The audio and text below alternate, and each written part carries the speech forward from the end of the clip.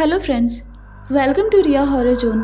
तो चलिए आज की कहानी की ओर। मेरा नाम नैना है और मेरा एक यूट्यूब चैनल है जिस पे मैं हमेशा व्लॉग्स वीडियोस अपलोड करती रहती हूँ। तो ये बात तब की है जब मैं अपने दोस्तों रितेश और प्रीति के साथ वृंदाहा के जंगल में घूमने गई थी।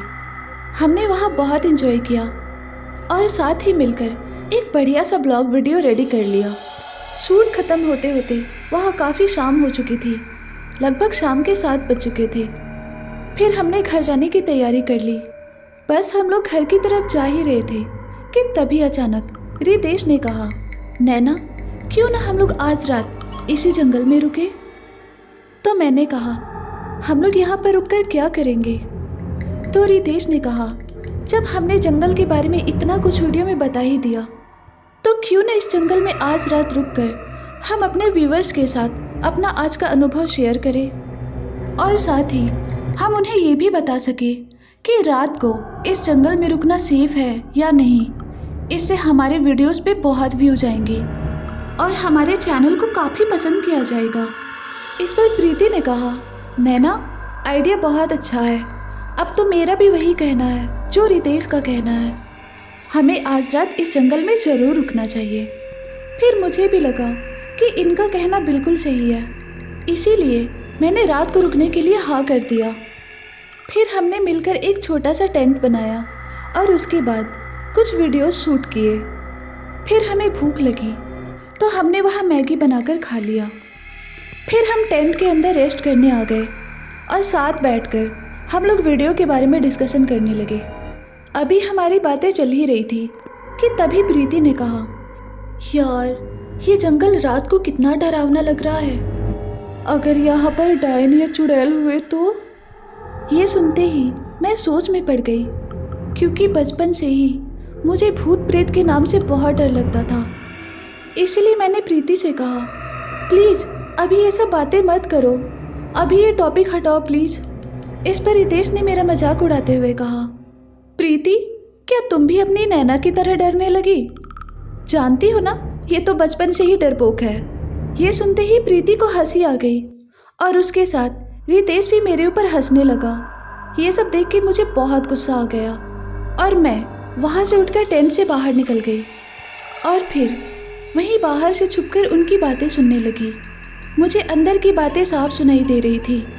प्रीति कह रही थी, रितेश नैनो को तुमने खामखा नाराज कर दिया, चलो हम चलकर उसे वापस लेकर आते हैं। इस पर रितेश ने कहा, अरे कोई ज़रूरत नहीं है, वो खुद ही डरपोक है, वो ज़्यादा दूर तक नहीं जाएगी, आधे रास्ते से डर के खुद ही वापस आ जाएगी। उनकी बातें सुनकर मुझे और गुस्सा आ गया। मैंने मन ही मन सोचा, ये लोग खुद को समझते क्या है, इन्हें क्या लगता है मैं अकेली जंगल में नहीं घूम सकती। भले ही मैं डरपोक हूँ, पर बात अगर ईगो पे आ जाए तो मैं खुद की भी परवाह नहीं करती। ये लोग इस बात को क्यों भूल गए। अब तुम दोनों मुझे ढूंढते ही रह जाओगे। अब मैं सुबह ही मिलूंगी तुम दोनों को। ये सोचकर मैं आगे बढ़ती चली गई। अभी मैं आगे बढ़ी ही जा रही थी कि तभी अचानक मैंने जो देखा उसे देखकर मैं एकदम फ्रीज हो गई। मेरे सामने एक पिशाचनी सोई हुई थी। डर से मैं सोचने लगी कि अगर ये जग गई तो ये पक्का मुझे मार डालेगी। यही सोचकर मैंने खुद को संभाला और हिम्मत करके चुपके से वहाँ से भाग गई। उधर टेंट में रितेश और प्रीति अभी बातें ही कर रहे थे कि तभी अचानक उन्हें टेंट के बाहर से एक भेड़िए की आवाज़ सुनाई देने लगी। ये सुनते ही उन दोनों की जान हलक में आ गई। उसके बाद रितेश ने कहा, ये भेड़िया कहाँ से आ गया। फिर प्रीति ने डरते हुए कहा, यार ये जंगल है तो यहाँ भेड़िए ही मिलेंगे ना, अब हम क्या करेंगे रितेश। इस पर रितेश कुछ सोचने ही वाला था कि तभी अचानक उन्हें टेंट पे किसी के नाखून खुरसने की आवाज़ आने लग गई। अब वो दोनों काफ़ी ज़्यादा डर चुके थे। वो इतना डर गए थे कि वो दोनों अपनी जगह से हिल तक नहीं पा रहे थे। फिर थोड़ी देर बाद सब कुछ शांत हो गया। अब ना भेड़िए की आवाज़ आ रही थी और ना ही नाखून के खुरसने की। और इस तरफ मैं जितनी तेज़ी से टेंट की तरफ भागे जा रही थी, टेंट मुझसे उतना ही दूर होते जा रहा था। मैं जल्दी टेंट के पास पहुंच नहीं पा रही थी। न जाने क्यों ऐसा हो रहा था। फिर हिम्मत करके मैंने भगवान का नाम लिया और दौड़ते हुए जल्दी से टेंट के पास पहुंच गई। फिर तेजी से मैं टेंट के अंदर गई और उन दोनों को मैंने डरते हुए बताया कि मैंने आज पिशाचनी को देखा था। इस पर रितेश ने कहा, नैना अभी ये मजाक का वक्त नहीं है, हमें अभी इसी वक्त इस जंगल से निकलना होगा।